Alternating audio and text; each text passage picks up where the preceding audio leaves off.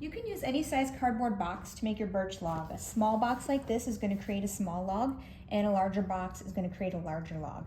If your box has labels like this, or it has some tape, whether it's clear or brown tape, you don't have to worry about removing that. So what you want to do first is just take apart the box. So you're just going to find the inside flap here. You're just going to rip that apart. Doesn't matter if the cardboard tears, that's fine. Once you have that apart, you're just going to cut any of the tape.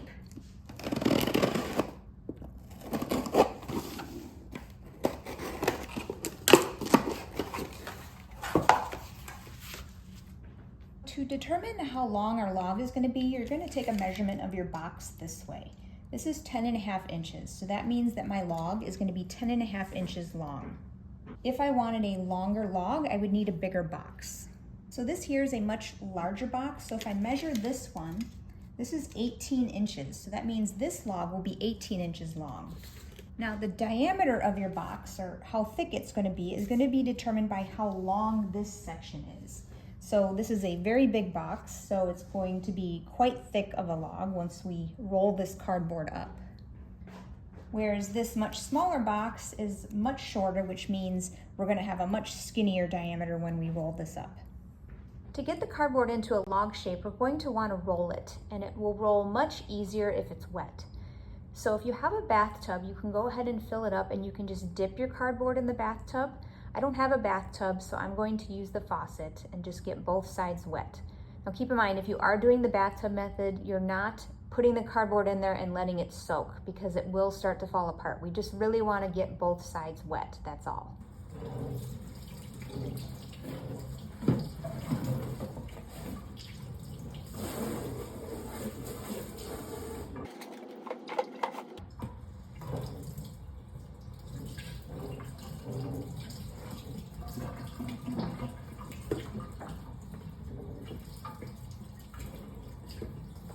We do want the water to be able to go through the layers of the cardboard. So if you look at the corrugation here, we do want water to go down in there.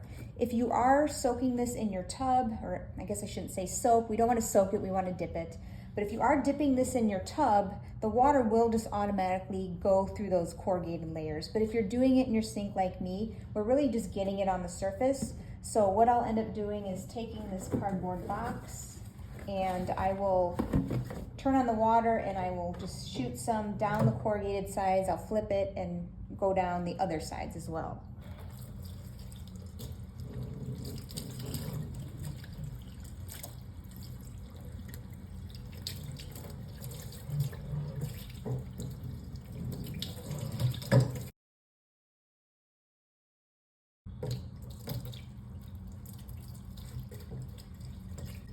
You don't have to be super exact. You don't have to make sure it goes down every single little corrugated line.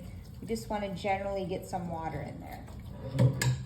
Now, if you have labels on your box, which pretty much all of them do, you're going to want to make sure the labels are face up. And then what we want to do is we want to start rolling the cardboard. And don't worry about exactly how tight it is when you start. Mine looks like about like that, but don't worry about that a lot because we are going to be re-rolling this later after the cardboard dries, but we just want to get a general rolled shape. And then what I will end up doing is I'm actually going to cut this off just so we have an even line. So I rolled this pretty good. You want to look at the sides. You want them to be relatively flat. So you can see this is kind of coning a little. Whereas this is kind of going in. That amount is okay because, like I said, we are going to end up re-rolling this later once it's dry, but it's just helpful if you have it fairly flat on both sides to begin with. So what I mean is if you were to roll this up, if you're not doing it straight and you start rolling kind of on an angle like this, you can see already how this is not lining up. It's not flat at all. And then we've got this going in. So if you see that start happening, you just want to start re-rolling. So in the first, which was probably kind of hard to see, When you first start rolling, it's generally just kind of like a folded flap before you can kind of get it more into a rounded shape. So just as you're rolling, just try and make sure that you're rolling straight so that you don't end up with any type of cone. Fairly flat on both sides. So the next step is to allow our cardboard to dry. Now if we leave it tightly rolled like this, it's not going to dry, or it's going to take forever, like a week. And you'll probably end up with some mold on the inside, so we don't want that. So instead of leaving it tightly rolled, we want to actually unroll it and then roll it again more loosely, because we want some air to get in between the layers. So we're just going to roll it loosely. So you can see very loose here. And then we're just going to stand it up and let it dry. So I've placed this in a sunny window. I just want to arrange it so that there's spacing between the layers. That'll just help it to dry faster. So this is our completely dried cardboard. So what we're going to do now is we're going to roll it nice and tight. So we're going to start where we originally rolled it.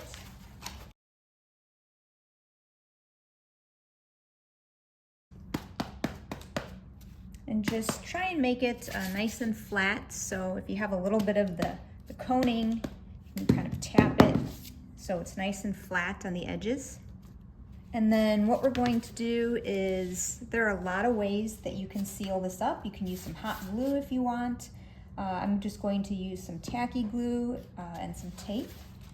You can also use Elmer's or Mod Podge. I'm using tacky because it dries faster. Close this up, and then I'm just going to put some tape to hold it until that glue dries. I'm going to add a little bit more tape to this because I can see where it's not really attached there, and so I don't want it to pull apart. You can really use anything for tape. I just have leftover shipping labels that I save whenever I just need random tape for something. Next, we're going to glue some brown paper to the log. You can use Elmer's, Mod Podge, or tacky glue. Start by gluing the edge of the paper, then wrap it around the log, making sure to pull tight so there are no gaps between the paper and the cardboard. Cut the excess paper off the edges, leaving at least 1 inch of paper overhanging. Apply glue and make sure to spread it all the way to the edge of the paper. You want a good seal along the seam. Do some fine trimming now, leaving just about 1 inch past the log. Do that for both sides. Next, we're going to cut some slits in the overhang, about anywhere between 1/2 inch and 1 inch apart. So you're just going to cut in until you feel the end of the log. This is going to help us to glue down the sides and not have them be so lumpy. For the edge here, there's double flaps just from when I had rolled it over the previous paper, and so I'm just going to tear the bottom flap away. I'm just doing it so I'm not going to have so much bunching when I go to glue this down, and then I don't have to worry about gluing down 2 layers of paper.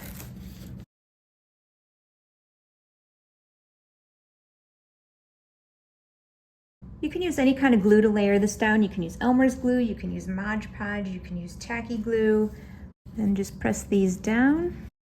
And then I will turn this over and set it down and just let it sit for a while for the glue to dry. So next we're going to cut out like a circle piece, like a cap to put over this. So I'm just going to put it over some brown shipping paper, and I'm just going to trace around. And then we're going to cut this out, but we want to leave like a 1/2 inch border around, so about the width of your index finger here. So we're just going to cut around here.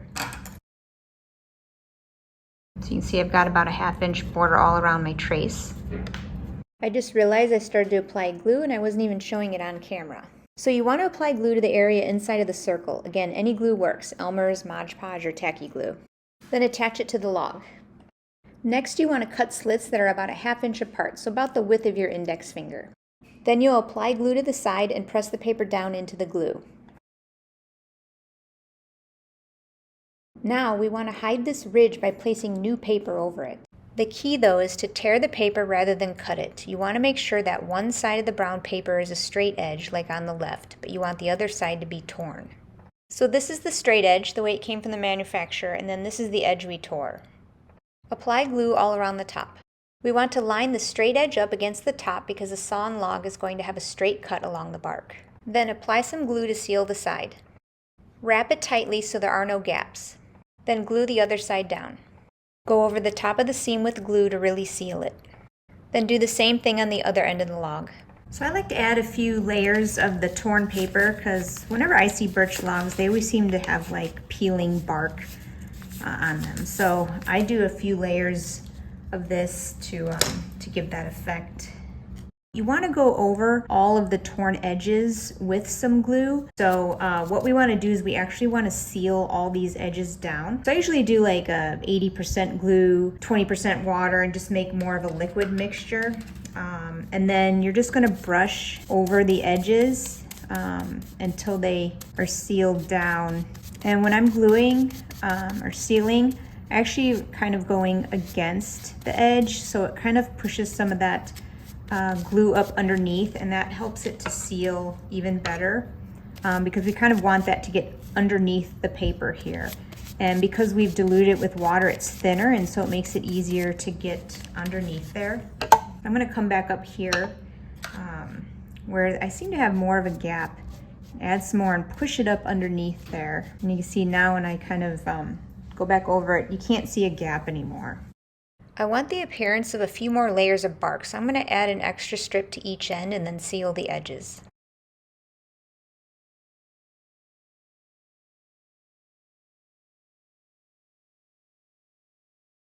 Now this is an optional step. If you're a messy painter like me, you'll accidentally get some paint on the end cap of your log.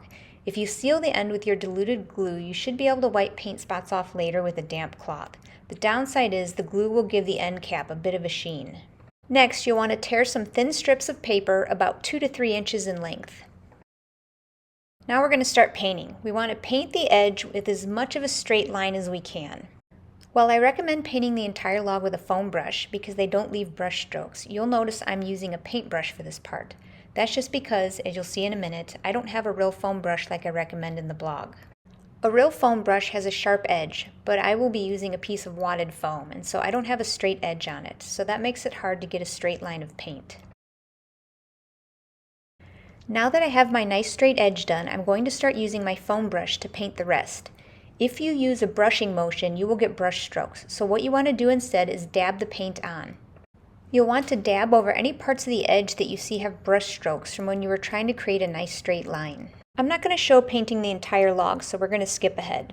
So when I paint my log, I don't like to have a completely solid white log. I think just letting a little bit of the paper show through, to me, looks more natural, but do whatever you prefer. So what we want to do next is we want to paint on kind of like the accents of the log. So birch logs often have lines on them and that are darker.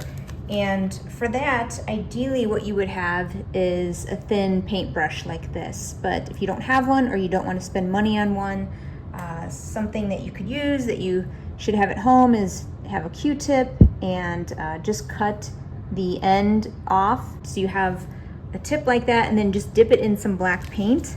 And then you can just kind of like draw a line like that. And so you'll go through here and just do little thin lines like this around your log. And you just want to make them random. Some will be thicker and some will be thinner. So this is a nature product. Don't worry about being super exact, that your lines have to be perfectly straight or anything like that. That's the thing I like about doing nature projects. And the good thing about this is, you know, if you do a line and you're like, oh, wow, I really don't like that, you could just paint over it with some more white paint. So like that one, I don't really care for. It's just kind of a dot instead of a line. So I can just come back and paint over that. And it's generally the ones when I put brand new paint on my tip, that's when they get too blobby. So you might want to, after you put paint on your tip, just kind of dab it, you know, on some paper off to the side. So that you don't get it to be so blobby.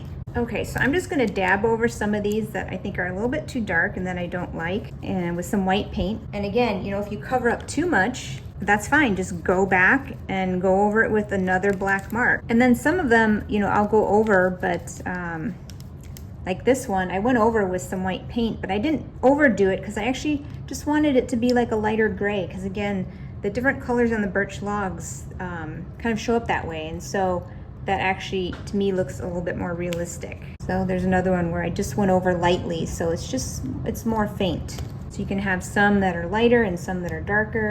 So next we're gonna take these brown paper strips that we kind of tore and just gonna kind of crumple them up, and we're gonna want to stick them on. So this is just more of the birch log that, you know, just seems to have areas that peel. I'm going to put some white paint, like a blob of white paint there. That's gonna act as some glue. I'm gonna stick that on there, and then I'm gonna dab over this with the white paint, and then I'm going to use the same brush, and I'm going to get some black paint on here, but that's a lot of black paint, and if I start dabbing it with that much on there, it's just going to be too black. So what I'm going to do is I'm just going to dab this over here and get a fair amount of that black off, so it's not going to be too heavy. So you can see as I'm dabbing this, it's becoming lighter, and so then I'm going to go over this very lightly, because you could always add more. So I'm just going to start by going lightly.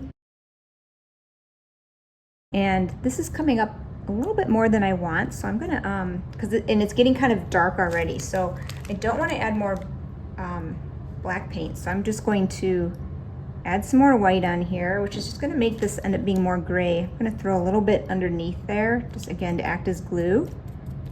And then I'm gonna go over this. So again, if you're like, oh, I put too much black, this is just way too black, you can just go over it, you know, with more white, and then it becomes more gray.